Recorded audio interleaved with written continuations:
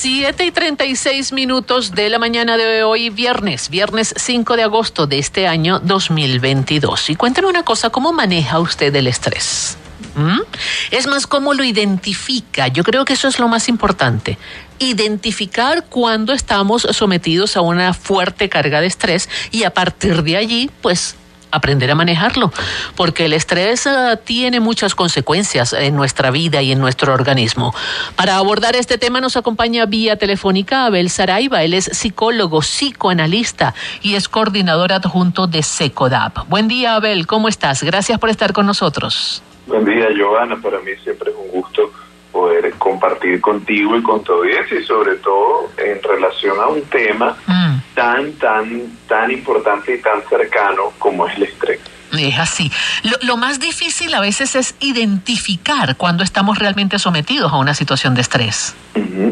Bueno, fíjate, el estrés tiene que ver con una reacción, incluso es un término que proviene no de la psicología, sino que más bien proviene de la física y la ingeniería, puesto que tiene que ver con cómo responden ciertos materiales ante las cargas a las que son sometidos, ¿no? Y de alguna manera el estrés viene a representar para los seres humanos esas respuestas fisiológicas y esas respuestas emocionales ante, bueno, el entorno que nos rodea, ¿no? Entonces, evidentemente que, y tú creo que lo apuntabas muy bien, uno de los grandes desafíos con el estrés es cómo aprender a identificarlo y luego, por supuesto, cómo podemos gestionarlo. Claro. Y para ello es indispensable que nosotros pues reparemos en el hecho de que el estrés siempre tiene ambas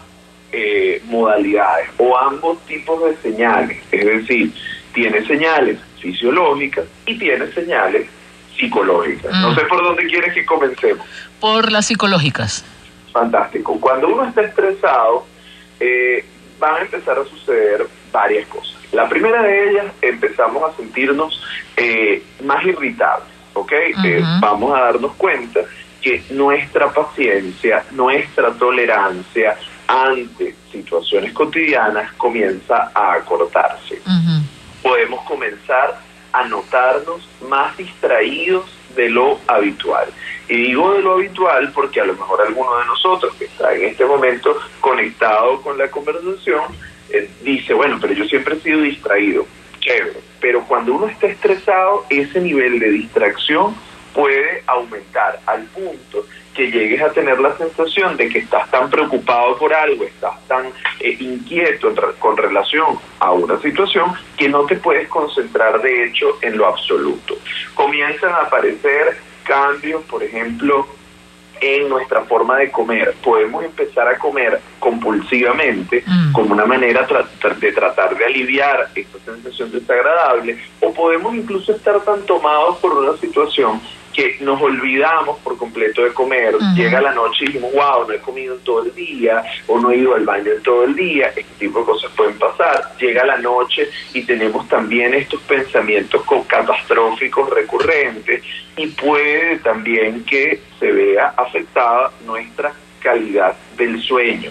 Insomnio, no logramos conciliar el sueño, que sería el insomnio de conciliación, o podemos tener insomnio de reconciliación, que es que nos logramos dormir pero nos paramos a mitad de la noche y ya luego no podemos más, o incluso pueden presentarse ambas formas. Entonces, como vemos, también pueden aparecer sentimientos de tristeza, sentimientos de rabia, pueden aparecer pensamientos negativos sobre nosotros mismos y las personas que nos rodean.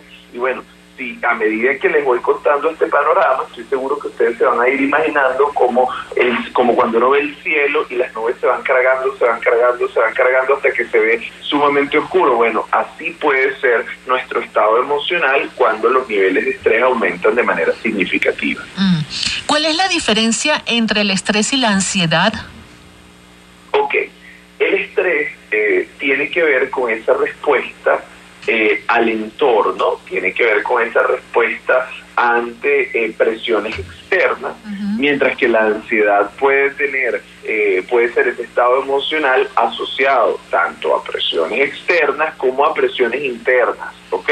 De alguna manera la ansiedad tiene un origen distinto y tiene una relación distinta con nuestra propia historia, mientras que el estrés, bueno, tiene que ver con un poco más, como viene creo que al caso, con lo que está pasando aquí y ahora, aunque evidentemente se puede acumular. Ojo, también hay que decirlo, tanto la ansiedad como el estrés no son cosas que van por caminos separados. Exacto. O sea, podemos experimentar altos niveles de ansiedad cuando estamos pasando por un proceso de estrés y ambas comparten un elemento importante que tiene que ver justamente con que se siente en el cuerpo, la tensión física. Y esas son las manifestaciones de las señales fisiológicas, ¿no?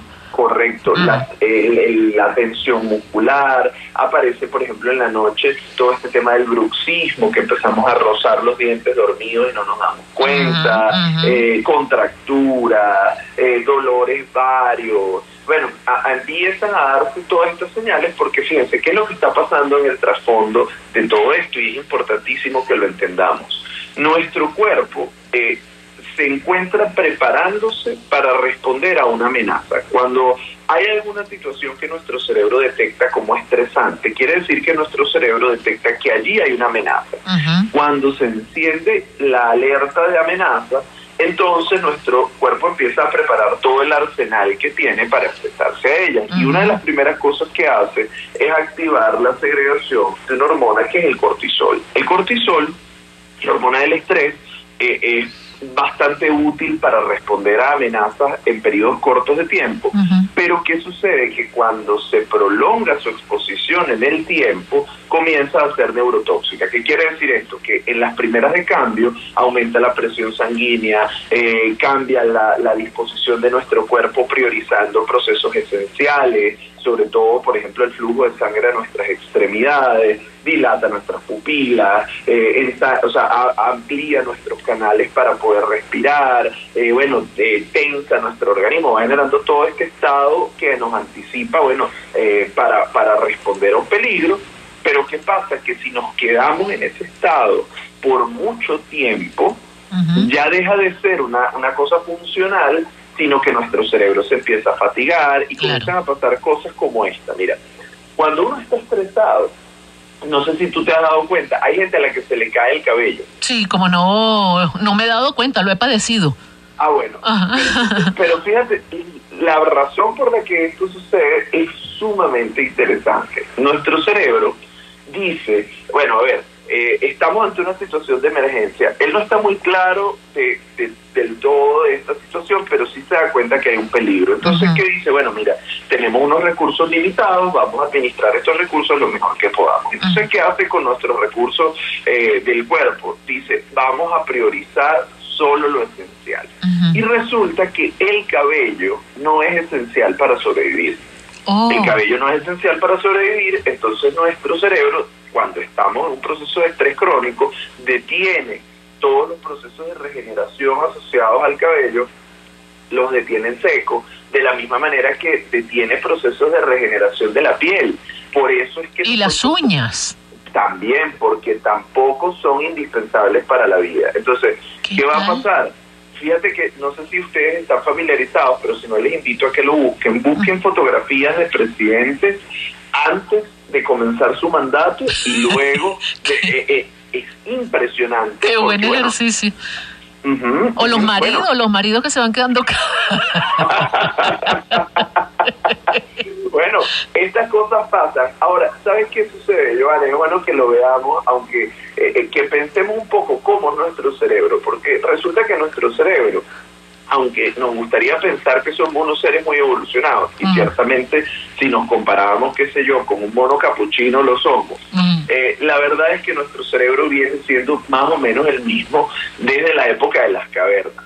De manera tal que nuestro cerebro, y esto es importantísimo que lo aprendamos a reconocer, no sabe diferenciar entre una amenaza psicológica de una amenaza real. Es decir, para nuestro cerebro, y no es que lo psicológico no sea real, pero cuando me refiero a una amenaza física, pues. Física, concreta, de que la podamos palpar. A ver, fíjate, nuestro cerebro no sabe distinguir si lo que tenemos frente a nosotros es un tigre de dientes de sable, o es el temor de perder el empleo o no llegar a final de mes. O sea, para nuestro organismo, la respuesta va a ser equivalente. Es decir, que ahí hay un tema y por eso es que nosotros vemos que el estrés tiene este impacto tan profundo, porque hay personas a las que incluso tú le puedes preguntar y aparentemente pareciera que no hay nada que ponga en peligro su vida o no hay una amenaza tan grande, pero ¿qué sucede? Que hay ciertas circunstancias de nuestra vida en las que nos podemos encontrar que representan en lo más profundo de nosotros pues miedos tremendos, amenazas importantes, y entonces esas amenazas emocionales, esas amenazas psicológicas, esa sensación de inseguridad que podemos experimentar se traduce en un conjunto de manifestaciones de nuestro cuerpo bien importante. A lo mejor no nos estamos jugando la vida en ese momento, pero nuestro organismo no lo sabe y realmente comienza a responder a ello de una manera, bueno, pues que no siempre es la más funcional. Qué interesante, ¿no? Fíjate qué interesante. ¿Todo esto le puede pasar a los niños también, Abel? Sin duda, sin duda. De hecho, con los niños pasa que el estrés tiene una magnitud muy superior a la que pueden gestionar habitualmente. Y esto hay que explicarlo de la siguiente manera. Nosotros estamos acostumbrados a pensar que la gente tiene que calmarse, ¿no? Cuando alguien está estresado, ¿qué es lo primero que la gente le dice? Cálmate. Yo no he visto la primera persona que se calme cuando alguien le dice cálmate, pero bueno, las personas... A veces surte el efecto completamente contrario. A veces te dice cálmate y eso es como que te dijeran ponte más nervioso, pues acelérate. Totalmente. Tú quieres ver a alguien que está estresado, ponerse peor, dile cálmate. Ahora, ¿qué sucede? Que la verdad es que nosotros, si bien tenemos la ilusión a partir de toda esta tendencia del mindfulness y no sé qué, que ojo, no estoy en contra del mindfulness, pero sí de la degeneración que a veces en redes se produce de algunos de estos mensajes, es la idea de que, bueno, de que tú tienes que aprender a regularte tú solo, ¿no? El autocontrol viene de adentro hacia afuera. Eso es una verdad a medias. ¿Por qué? Porque si bien los adultos aprendemos, y los niños más adelante, a autorregularnos, ese no es el origen. Uno no aprende a regularse espontáneamente. Uno aprende a regularse de afuera hacia adentro. Es decir, los padres enseñan a los niños a regular sus emociones para que luego los niños puedan regularse a sí mismos. Pero este es un proceso que toma tiempo. Entonces, ¿qué sucede? Que los niños en las primeras de cambio no consiguen regularse, van aprendiendo a hacerlo y en la medida en que tengan mayores recursos, pues su gestión va a ser mejor. Ahora, ¿qué pasa? Cuando hay un niño que está sometido a procesos de estrés crónico, que no cuenta con los recursos suficientes para regularse y sus padres o los cuidadores no son sensibles a esto, no identifican lo que está pasando. Correcto. Cuando no pasa esto, entonces estos niños están siendo sometidos a un bombardeo de cortisol que termina no solo por afectar el funcionamiento de cosas como el cabello y las uñas de las que veníamos hablando, sino que altera el funcionamiento del cerebro. Y no solo altera el funcionamiento del cerebro a nivel operativo, sino que incluso pudiéramos ver en imágenes que cambia la forma. El cerebro de un niño que ha sido sometido a niveles crónicos de estrés se parece más al cerebro de un anciano que al cerebro de un niño. Es impresionante y sobre todo porque yo siempre insisto en esto, nos han vendido el cuento de que la mente y el cuerpo están separados y la verdad es que la mente y el cuerpo están profundamente integradas, entonces todo lo que nos pasa emocionalmente va a tener un correlato en nuestro cuerpo y viceversa. Entonces es muy importante que a partir de esto, sobre todo si lo miramos con los niños, aprendamos a reconocer que hay prácticas que nos enseñaron que realmente no son saludables. Pongo este ejemplo que seguro tú has escuchado y todos hemos escuchado alguna vez. Cuando un niño llora, la enseñanza tradicional de los padres que decía, déjalo llorar para que no se malcríe, ¿no? Y eso podía implicar, sobre todo en procesos de sacar al niño del cuarto, de estos momentos de separación, eso podía implicar dejar al niño llorando toda la noche. Y cuando esto pasa, eventualmente, y por eso la gente lo hacía, porque tenía hasta un grado de efectividad, el niño llora tanto que eventualmente se fatiga y se queda dormido. Como le pasaría a un adulto. Hay adultos que a veces nos quedamos dormidos llorando, pero es de cansancio. Claro. Es porque, fíjate, cuando ya el niño se queda dormido de esta manera es porque ha colapsado. Ha colapsado, ya el niño no puede más, pero no puede más porque su cerebro está intoxicado. Ya el daño ya está hecho. Claro, exacto. entonces, ¿qué sucede? Estamos dejando una sobrecarga innecesaria de cortisol y finalmente el niño no es que aprende a regularse. Pues fíjate, cuando te dejan llorar solo, no te están enseñando a calmarte. Lo que te están enseñando es que nadie va a ir por ti, que a nadie le importa lo que tú sientes. Entonces empieza a generar un tipo de relación con los cuidadores que es profundamente ambivalente. Distinto es cuando nosotros reconocemos que hay situaciones que pueden ser estresantes para los niños y podemos reaccionar con calidez, es decir, entendiendo sus necesidades, con afecto, lo cual no quiere decir que es que nosotros debamos siempre darle al niño lo que el niño pide. Claro. O sea, no quiere decir que nosotros vamos a tener que, entonces bueno, el niño siempre va a hacer lo que le da la gana, no va por ahí, sino va por tratar de ponernos en sus zapatos, claro, entender cuáles son esas necesidades afectivas y finalmente poder ir enseñándole estrategias para que puedan regularse emocionalmente y vayan necesitando menos de nosotros. Claro. Ahora, ¿cómo identificar cuando el niño está estresado? ¿Cómo nos damos cuenta?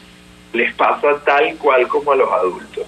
El niño, vamos a ver que está más irritable, vamos a darnos cuenta que le va a costar más concentrarse, vamos a poder, por supuesto, notar sus expresiones faciales, vamos a ver, a diferencia del adulto que a veces puede verse como más agotado o abatido, el niño de repente pudiera estar muy intranquilo.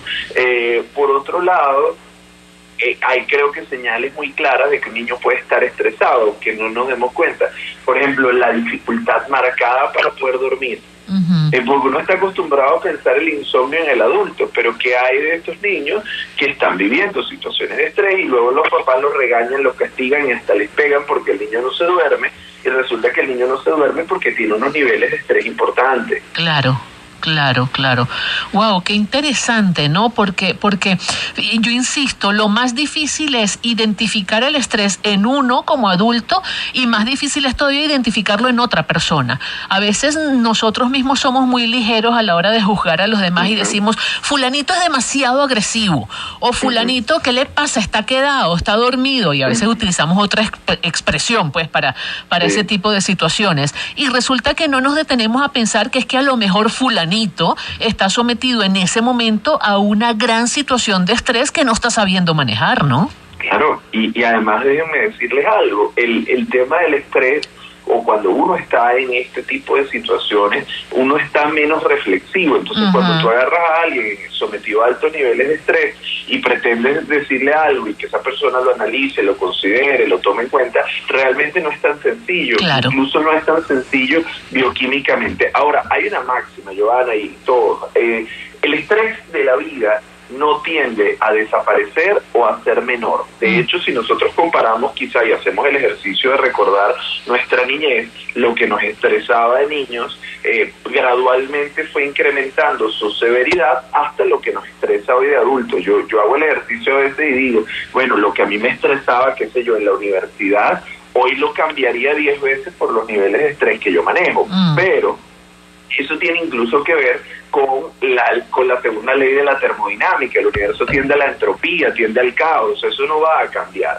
Ahora, nosotros lo que sí debemos aprender a hacer es a gestionarlo, porque si el estrés de la vida va a permanecer e incluso tiende a incrementar gradualmente, entonces nosotros tenemos la responsabilidad, y quiero insistir en esta palabra, la responsabilidad, porque nos implica a nosotros de aprender a regularlo. ¿Y cómo se aprende a regular el estrés? Mira, incorporando, entre otras cosas, prácticas cotidianas de bienestar. Es decir, si nosotros no dedicamos tiempo al autocuidado, a hacer cosas que nos produzcan placer, que nos generen satisfacción, esos niveles de estrés van a sobrepasar nuestra capacidad más temprano que tarde. Así es. Experimentar placer y bienestar no es que elimina el estrés, pero hace que esas cargas tiendan a equilibrarse y la vida sea un poco más llevadera. Es así, tal cual. Extraordinario el mensaje como para cerrar esta conversación de hoy, Abel. Yo creo que todos tenemos que identificar qué es aquello que nos produce placer, qué es aquello que realmente nos relaja y darnos tiempo para eso.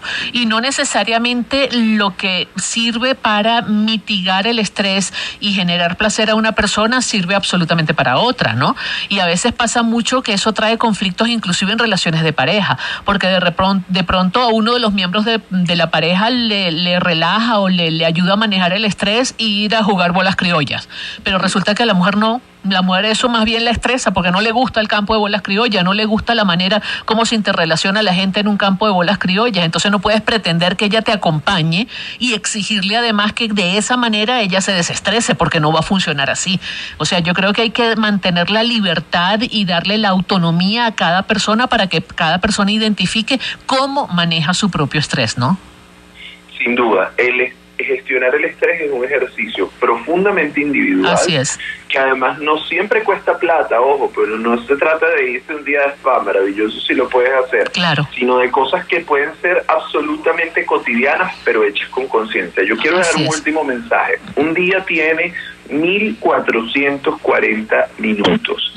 Hagamos el ejercicio de comenzar al menos por 5 minutos de ese día, es decir, te quedan 1335 para el trabajo, para la familia, para lo que tú quieras. 5 minutos que no se lo dediques a más nadie, sino que te los dediques a ti, a hacer algo que te gusta, que te genera satisfacción. Y me cuentas qué tal te va con ese efecto. A partir de allí, estoy seguro que vas a ir incorporando no solo 5, 10, 15, y a lo mejor hasta te tomas el atrevimiento de regalarte una hora al día para que veas cómo empiezan a cambiar todos esos procesos de los que nos quejamos y que nos generan padecimientos constantes. 5 minutos al día es una pequeña llave que va abriendo la puerta a la mitigación del estrés. Lo que pasa es que después le agarramos el gustico y queremos todo el día, después una semana. Abel, cuéntanos tus redes, por favor. @Abel Saraiva y @Secodap, por allí podemos encontrarnos y bueno, siempre un gusto, Giovanna, compartir contigo y con tu audiencia. Un fuerte abrazo, cuídate mucho. Igualmente. Era Abel Saraiva, psicólogo, psicoanalista y coordinador adjunto de Secodap. Vamos a una nueva pausa y enseguida volvemos con más Aquí y Ahora. Estás escuchando 88.1 FM Adulto Joven.